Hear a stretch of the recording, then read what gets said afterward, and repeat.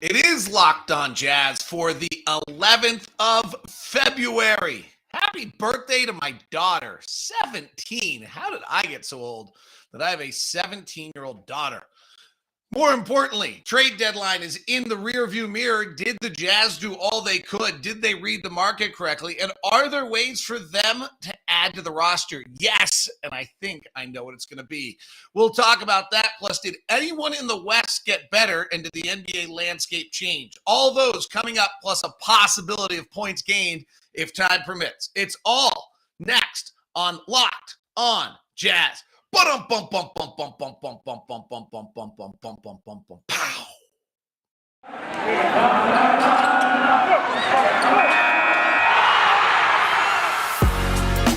You are Locked On Jazz, your daily podcast on the Utah Jazz. Part of the Locked On Podcast Network, your team every day. Hi, I'm David Locke, radio voice of the Utah Jazz, Jazz NBA insider. This is Locked On Jazz, your daily podcast on the Utah Jazz, giving you insight, expertise, geeky numbers, and hopefully making it way better to be a Jazz fan each and every day. Thank you very much for making Locked On Jazz your first listen of the day. We are free and available on all platforms, including YouTube, where you can hit the subscribe button right over there and that little bell that notifies you that we are live, and then join the live chats like Bryce and Ray and Paul and Jomo and Mountain Hobbler and Tucker and Mad Max and all the others that have joined us. Good morning to Forrest as well. Thanks so much for taking the time to jump on the live chat, be a part of what's been a really robust conversation in our chat rooms the last few days. We appreciate it as the trade deadline moves beyond into the rearview mirror. So the trade deadline is done, and the question has to be, did the Jazz read the market correctly? There's a level like, okay, did the Jazz get done what you wanted? That's nice. I would, as I said yesterday, I would like Giannis or Nickeil Jokic. Those are unrealistic. And equally unrealistic, I think, was Harrison Barnes, who I was enamored with from the beginning of this season. And then I did sour a little bit as the year went on because I couldn't quite figure out how we'd use him. Or Jeremy Grant. As I said on the program yesterday, the word I had around the league was that there was a feeling from the Pistons that they could get more in the offseason on Jeremy Grant than they could right now. And I think that turned out to be true. So they did not move him. I think we're looking to see, the Sacramento Kings made their Sabonis move to make the play-in right now. So the minute Joe Ingles got hurt, I think that that deal was done. And then the other two names that we talked about, at least I talked about a lot, was Derek White, who I really liked but had a long contract and thought San Antonio might be willing to move. And then another name a lot of other people talked about was Josh Richardson. They got moved for each other. And that was an interesting move because I think what's interesting on that one was that they got moved for each other. So both teams were looking for someone who could at least contribute now. I think that eliminated, the Joe Ingles contract wasn't going to work there. Maybe the Joe Ingles player could have worked there, particularly if on Boston, if they thought they were going to get better. But I'm not sure I would have traded Joe Ingles for Josh Richardson, as much as Joe was struggling in the month before he got injured. And frankly, by the time we got to the trade deadline, the question was whether that's kind of an irrelevant conversation. The question was whether you were trading Joe Ingles' contract. And the other one is, by the way, that the Spurs end up with a first-round draft pick for Derek White on a 4-year deal from Boston for that. So there were two trades, both by the Spurs, that led me to believe that the marketplace was pretty tough on acquiring players. So the Raptors acquired Thaddeus Young in exchange for Goran Dragic's contract, because Goran wasn't playing, and a first-round pick. No offense to Thaddeus Young, but at 33 years old, I just didn't think Thaddeus Young would garner a first-round pick. Now, it's protected 1 through 14 this year and then 1 through 13 next year. But Toronto, I think, likely is giving up that pick for a 2-month rental of Thad Young as a 17-minute-a-night bench player. That seems steep as a cost for a player, which makes you wonder what would have been Harrison Barnes or what would have been Jeremy Grant. And those are just, and we talked about this a lot. We didn't have a lot of bows in our quiver to be able to make these deals, and we don't have a lot of first round draft picks to move because we've moved them for Mike Conley and other players along the way. The Derek White deal, Josh Richardson and Romeo Langford. Romeo Langford was a first round pick, but I don't think has a lot of value. Goes in a 2022 first round pick to San Antonio for Derek White. So Derek White, despite the fact he had a 4-year contract, garnered a first round pick. Maybe, I mean, he's good, but that's an interesting move to me also. I guess he's an upgrade on Josh Richardson. Frankly, seems like a really big duplicate for a lot of things Boston wants. So I would have to say I think the Jazz, the marketplace that was there for the Utah Jazz, they read correctly. In other words, Barnes and Grant weren't moving unless you were giving up 2 first-round picks, and you shouldn't do that. First-round picks went a little willy-nilly for Josh Richardson and Derek White. I'm not sure I wanted to do either of those things.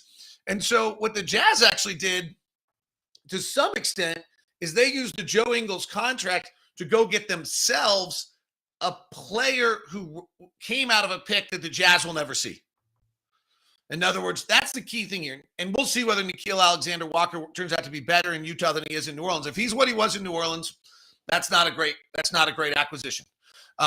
He was just too inefficient to be there and to be good. Can he suddenly play a different style and be a better player? Yeah, I think he was at Virginia Tech. It wasn't like he was, if you're suddenly, I don't know how much you follow this, but if you take a guy like Cam Thomas, who is on Brooklyn, who was an incredible gunner last year, I think, at LSU, and he's been an incredible gunner since he's been in the NBA, and he's pretty good.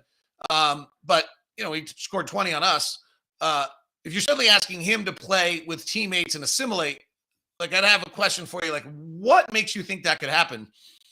Nickeil Alexander-Walker, back when he was playing at Hamilton High School, was playing with Shai Gilgeous-Alexander. He's played with other great players there. He plays at Virginia Tech, which was unusual. He was the best player on that team, but he played with other fairly decent players there. And then, yes, he's been a little bit of a gunner since he came to the NBA, and we'll see whether or not he evolves into being a ball mover, a team player, a defender, all the things that he needs to be. It's going to be really simple. If he doesn't do it, he doesn't play, and it doesn't work out. But his first year at Virginia Tech, he plays 33 games as a freshman. He scores 11 points a game and actually shot it pretty efficiently in both those years. And as we talked about yesterday, 76% free throw shooter. So he should be an adequate free throw shooter. So really what the Jazz did in a market where first round picks were like being moved, or the desire for them is that they went and actually got a player that was a top 20 first round pick in exchange for Joe Ingles' contract. Not bad. Not bad. We'll see. Frankly, there wasn't a lot to be done. And I don't think there was a move. I heard Zach Lowe make the comment, or maybe it was Bobby Marks made the comment that I really thought they'd get someone for 17 minutes that could solve, could make sure that they gave themselves, filled the need. And so I guess that's Derek White or Thad Young of players that moved. I don't want to give up we're so short on picks. I'm not about to go give up a first round pick for either of those two players. That's unappealing to me. The other one that's interesting is the thing I talked about this whole time, which was the idea of moving a bunch of money into Oklahoma City space, changing the restrictions on the pick, getting out from under the salary luxury tax. And as I called around the league after we didn't do it, the comment was Oklahoma City would really hold you up for that the price would have been outrageous. Well, no one did it with Oklahoma City. So that leads me to believe that my sources around the league were accurate, that Oklahoma City was really holding people up if they were trying to get under the luxury tax. Also, by the way, if the Jazz are $30 million over the luxury tax, Oklahoma City gets like probably $3 million of that in money distribution. So there was really advantageous for them to not do a deal of that sort. It would cost them $3 million of just pure cash, and that franchise might need cash as well. So, I think when you read what the landscape of the marketplace was, nothing materialized as you like. We didn't have a lot of bows in the quiver. We didn't have a lot of options. Once Joe got hurt, that really was trading a contract, not a player, which eliminated some of the pieces of the puzzle, and we ended up taking a flyer on a young top 20 talent of a player that we wouldn't have access to otherwise. So we'll see. I don't want to I'm not going to blow up. I don't want to make Nickeil Alexander-Walker seem like he's, will be interesting to see is whether Nickeil Alexander-Walker can play 15 minutes. Because the challenge that's facing the Utah Jazz is we don't have 240 minutes of playing time the way we had it earlier in the year, because 25 minutes of Joe Ingles is now missing. And frankly, Rudy Gay's 20 have not been good enough. So the challenge we have moving for the next 30 games is that we've got a whole player's worth, 45 minutes of player that has to play better than what we've had so far this year. Better than Joe's 25 and better than Rudy Gay's 20. Now, Rudy Gay could be that 20. If he gets healthy, the knee gets better and he plays better. The second question is, who's that 25? Is it Trent Forrest? Is it Nickeil Alexander-Walker? Or is it someone the Jazz are going to add to their roster? And we'll discuss that in just 1 second. Friday's edition of Locked On Jazz is always brought to you by Murdoch Hyundai, located at 4646 South State Street, also located in Logan and in Linden. The Murdochs have been in Utah for over 80 years. They are part of the culture through and through. And that's why Blake said to me, I'm not charging more than MSRP right now. I understand that it's hard to get cars and people are doing it and everyone's getting charged $3,000 or $4,000 or $5,000 extra right now. He's like, I'm not doing it. I'm not going to church. I'm not going to the grocery store. I'm not bumping into someone at a Jazz game knowing I took them for an extra $3,000 or $5,000. It'll be, in the long run, if we keep this relationship with the town, that'll be better for us. The Hyundais, we own 2 Santa Fe's. Bought one last year right about now when this little one turned 16. Best car I could find on the market for price, safety, and value of all the things we got. So called up Blake and said, what do you got?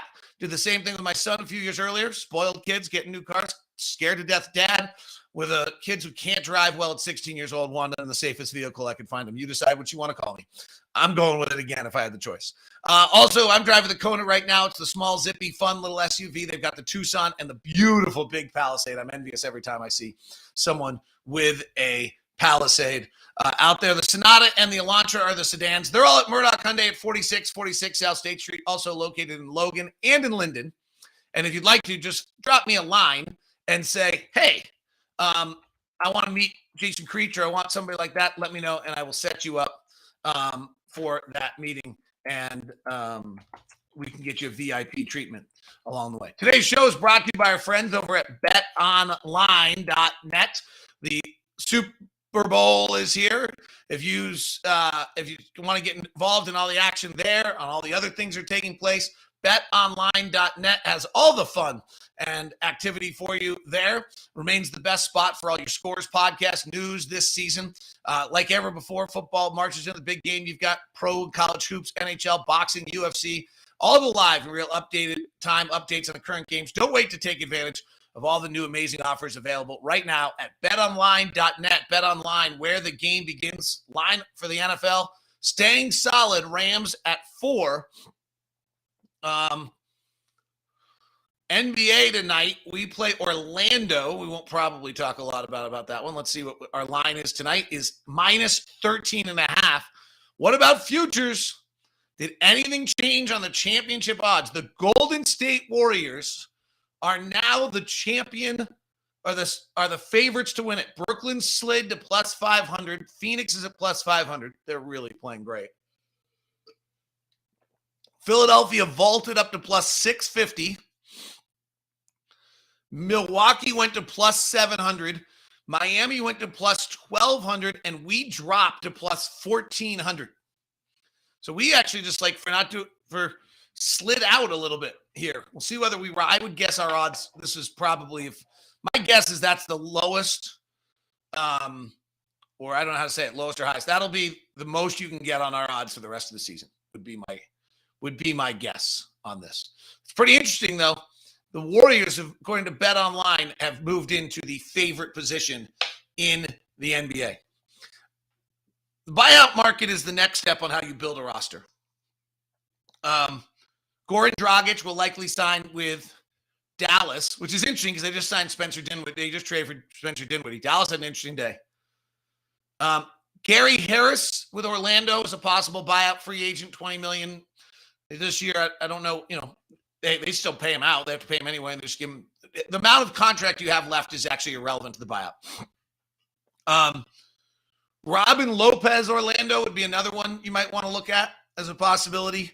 Tristan Thompson is now in Indiana. I think that's a possibility of a buyout. Ennis Freedom is now a potential. Well, I think he'll be released. Alex Len. But I think the Jazz are going to go Daniel House.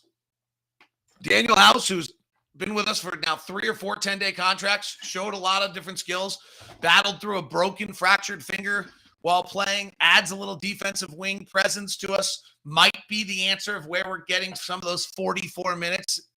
Hopefully Rudy Gay is 25 of those and gets back in play. But let's be honest, we need more than what we got out of Rudy Gay for the last 2 months. That's not going to work. And so the question is how, to me, the number one question for the Utah Jazz is what are we doing for those 45 minutes? That 45 minutes of basketball right now is the question. And I think Daniel House was a part of it. And if you start to look at what the Jazz did, I don't know, how much better we got. Those 45 minutes are the question to me. 25 of them were Joe Ingles. 20 of them were Rudy Gay. And then behind that, we had Elijah Hughes. So Elijah Hughes, you're really trading out Daniel House in for Elijah Hughes. I think Daniel House is actually cheaper. You're taking Joe Ingles, who, is Joe Ingles and was greatly valuable and hugely plus minus and had a bad month. So we'll never know whether or not it was trade deadline, body failing, fatigue from Olympics. A bad month happens. But shot 29% from the field and 19.6% from 3 in his last 11 games with us. Those 24 minutes weren't going to work either. Frankly, if that didn't turn around pretty soon, there was going to be a difficult conversation about what the coaching staff was going to do. And so now I think Eric Paschall's making a run at Rudy Gay's 20 minutes. Trent Forrest is making a run at some of Joe Ingles' 25 minutes. Daniel House is going to make a run at some of those 25 minutes. And Nickeil Alexander is going to – suddenly it's actually deeper and wider and more players. I don't know that it's better than Rudy Gay and Joe Ingles at their peak. We hadn't seen Joe Ingles at his peak, since earlier in the year, if ever at this point this season. I think the Olympics fatigue was real. And then as we talked about with Rudy Gay, he started the year brilliantly. He's coming off of foot surgery. I'm giving him a pass on it. And I've said this whole time about Rudy Gay. The only thing I really care about Rudy Gay is what he brings us in April and May. But we're getting closer to April and May. And for the last, 30 games he's played, he's shooting 39% from the field and 29% from 3 and hasn't really shown to be, that defensive player that I think, we had hoped he had been into primary defensive guys. He's 35 years old. So I'm going to give him a pass on that. But so in the 20 minutes he's played over the last now 24 games, 39% from the field, 28% from 3, that doesn't work. And so what are we doing for those 45 minutes moving forward? And I think you've got Rudy Gay's going to battle for some of them. Paschall's knocking on that door to earn those minutes. Trent Forrest is playing brilliantly right now, knocking on the door for some of those minutes. Daniel House, I would suspect we probably resign at some point here as a full end of the year contract. He knocked on the door, and we'll see what Nickeil Alexander-Walker can do, which is just a bigger, longer, more athletic, high volume user. Put him and Jordan Clarkson on the floor. We might have like a brawl in the middle of the court of who's going to get to use the next possession. Just kidding. But I think that, I think that's the issue. And frankly, if we really look at who we are moving forward, that's why I say our odds are at the lowest they'll ever be. Donovan and Rudy are better than they've ever been. Mike's been brilliant this year. Hassan's been up and down and out, perfect for a minimum contract. We talked about that yesterday. Royce has been Royce. Boyan's been Boyan. This is where the problem's been. The energy gap and the lack of juice and the poor play is that our bench unit was not as dominant as it had been in the last 2 years. Those 45 minutes were, along with Jordan, though Jordan's been the same for 100 games. We can stop talking about Jordan. He's been the exact same for 100 games. This is who he is. And he's incredibly valuable against switching, driving defenses. He's incredibly creative with the basketball. He's a one-on-one player. We only have 2 other ones on the whole roster. You need him. He brings great value. His lack of efficiency this year, which is actually not different than most of the second half, got accentuated because George Niang and Joe Ingles were not off the charts. Instead, Rudy Gay and Joe Ingles were inefficient. And so suddenly Jordan Clarkson's inefficiency was highlighted in a way that, frankly, probably was being a little unfair to Jordan, because if you go look at Jordan's game log, we're at like 110 games of the same player. That's who he is. What we have is this incredible 25, 30 game stretch last year where he was off the charts. If he'd like to do that again for the final 20 games of the season in the playoffs, I think that would be fine. But he has a value. He fits into a mold. He does some things correctly. He's got to be tied in defensively. And frankly, if he's not, do we now have enough guys, right? Like if Jordan suddenly is not tied in defensively, does Quinn Snyder have, you know what? I'm going energy. Nickeil Alexander-Walker, here's your shot. I don't know. We'll see. I haven't seen enough Nickeil Alexander-Walker to tell you whether or not he's good defensively. I saw Dan Clayton on Twitter put out a bunch of defensive numbers. I don't even know what they mean. Defensive numbers are so hard, And I think the interesting question on Nickeil Alexander-Walker is like, what kind of shots was he getting? New Orleans this year is a mess in spacing and how they're playing, and his numbers went down. Not surprising. I'd be curious if and I can look at this, like when he was playing with, I had not thought about this until right now, when he was playing with Brandon Ingram or he was playing with Zion Williamson, was he a different player than he was playing without them? That would be an interesting little note for me on Nickeil Alexander-Walker. And we're going to pull it up live on the air right now because I'm just a little too good with the internet sometimes. So let's see. This year, with Brandon Ingram on the floor, this is totally live. I have no idea what I'm about to find. Alexander-Walker shot 3 percentage points better from the field and 5 percentage points better on threes. Okay, that's interesting. So not great, right? So 39% on the court with Ingram compared to 36.8, but his 3-point shooting was 35%, and his non 3-point shooting without Ingram was 29%. Like that's interesting to me. Leads me to think that, he played 16 minutes a night without Brandon Ingram. And 16 minutes, there's not another scorer on that roster that I can think of right now when Brandon Ingram's not on the floor, and he's now got to go play one-on-one that's probably outside his skill set. The year prior, when Alexander-Walker was on the floor with Brandon Ingram, he scored 44%. He shot 44% from the floor and 36% from three. If he would like to do that for us, that would be outstanding. If we can get those 11 minutes from Nickeil Alexander-Walker, that's outstanding. 44 from the field and 36 from three. And the same thing, 4 percentage points less good when Ingram's off the floor and 3 percentage points less good on the three. Let's go look at what he was with and without Zion Williamson. The more you investigate Nickeil Alexander-Walker, wow, Zion's not even on this chart. Wow, that's weird. Can't find that for you. Wow, that's really weird. It's because Zion has not played yet this year for the Pelicans. I can't pull up his last year's numbers. That's annoying, NBA. The same thing was true in 18, 19, 20. So when he was on the floor with Brandon Ingram for the last year, 3 years of his career, he's a considerably better offensive player. And there's not another guy on that roster that gives any sort of gravity defensively. There are just these little pieces of Alexander-Walker that to me say, take the flyer. All right, did anyone in the West get better and change our odds to winning it? According to Bet Online, they did. We'll see what we think about it. We'll talk about it. So we continue. Today's show is brought to you by Built Bar. I got to admit it, I've overordered Built Bars in the house. I have now too many because the Churro Puffs were just too good. They are back up, 100% real chocolate, 100% delicious. Coconut marshmallow, pretty darn fabulous. Ruby chocolates are now available. The Puffs are wildly good. And then coconut brownie chunk is my favorite. It is the protein bar that tastes like a candy bar. 130 calories, 2.5 fat grams, 4 net sugar, 6 grams of fiber, and 17 grams of protein. You're talking about a protein bar with a taste like a candy bar. And candy bars are 280 calories, and the Built Bar is 130. Pretty fabulous. Even think about like a big time Builder's bar or something like that. That's like 280 on your calories. So incredible macros, amazing taste. Built Bar, use the promo code LOCKED15 to get it. Someone asked me, are they really that good? Most of my friends have said, yeah, they are. They're that crazy good. Surprised, but they're really, and I'm telling you what, the new Built Bar is like crazy. It's incredible.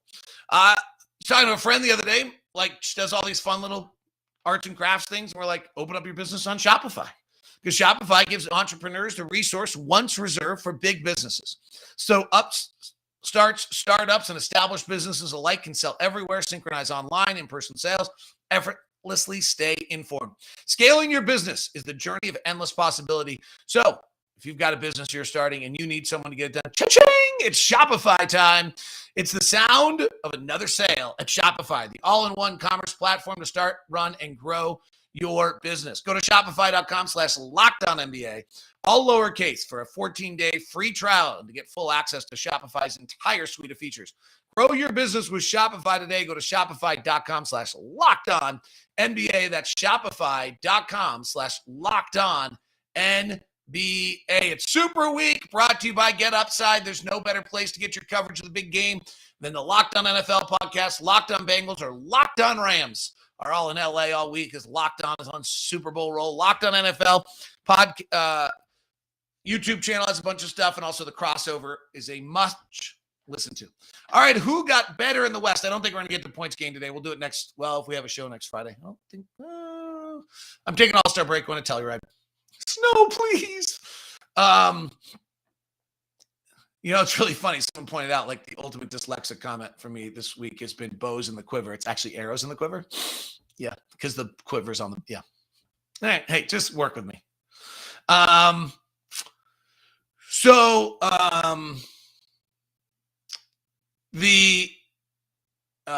got better? The Warriors did not. Suns gave up a top 10 pick. Suns have been perfect. James Jones done an amazing job. They missed. Some people think we've missed on some things recently.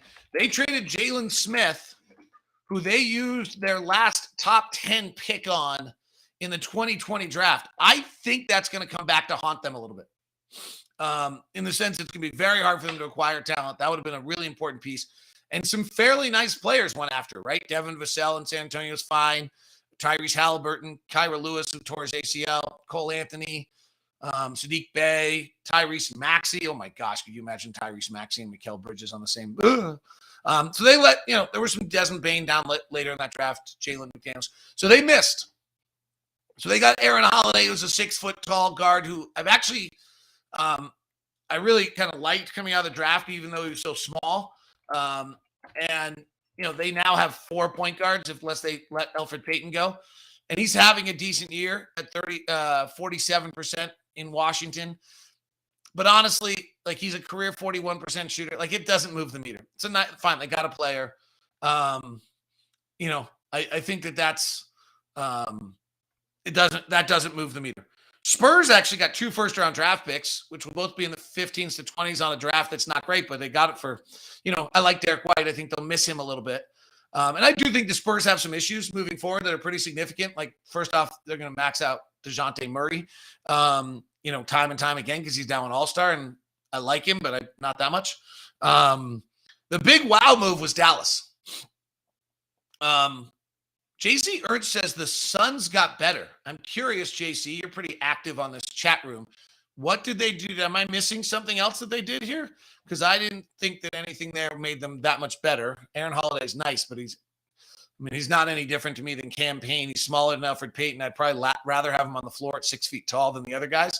So I'm not sure that I see that. I'm curious what you thought. So feel free to throw that in the chat room. Dallas is the wow play. They really must have not liked Kristaps Porzingis. I mean, what they basically decided was that the run with Kristaps Porzingis to win defensively, to win the title with Kristaps and Luka was a failure. They just punted on their last 3 years plan. That's a pretty big moment.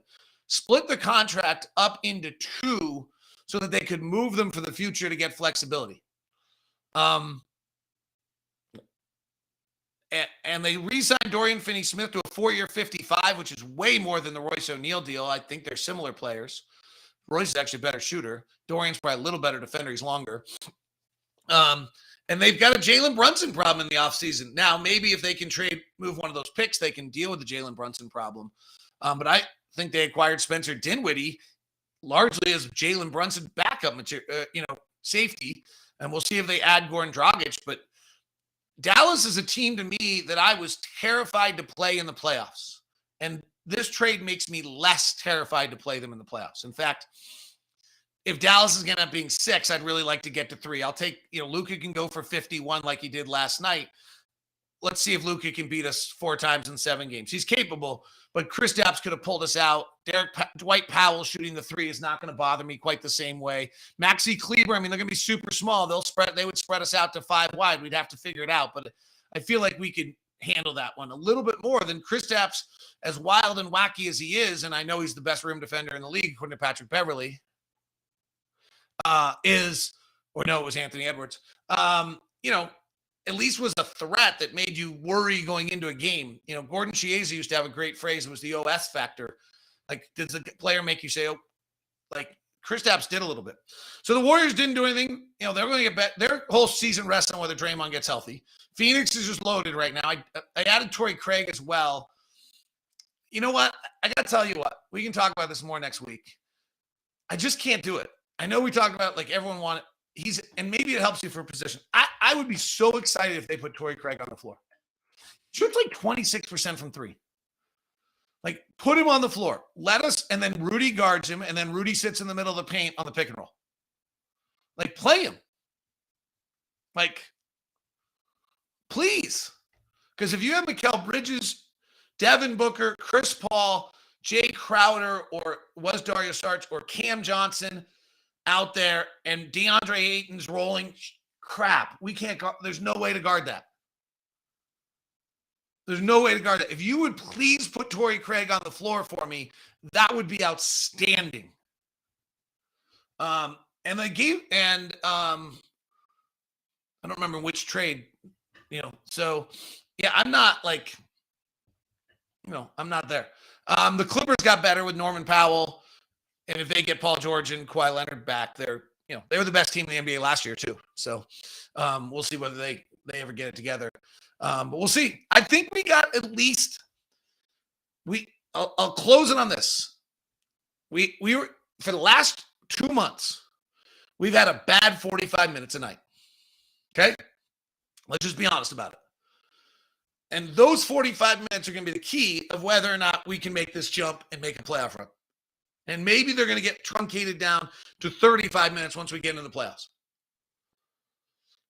And what those bad 45 minutes made it so that anytime JC or Hassan or somebody else was off, it was really dramatically obvious. We'll see. Those 45 minutes are there for Rudy Gay, Eric Paschall, Nickeil Alexander-Walker, Trent Forrest, and maybe Daniel House. Can those 5 guys give us better 45 minutes than we've been getting out of Rudy Gay and Joe Ingles? That's going to be the question, I think, going for the rest of the season. It is Locked on Jazz. Have a great one. Thanks very much for tuning in all week. It's been a fun week. Back with you Monday. Postcast tonight.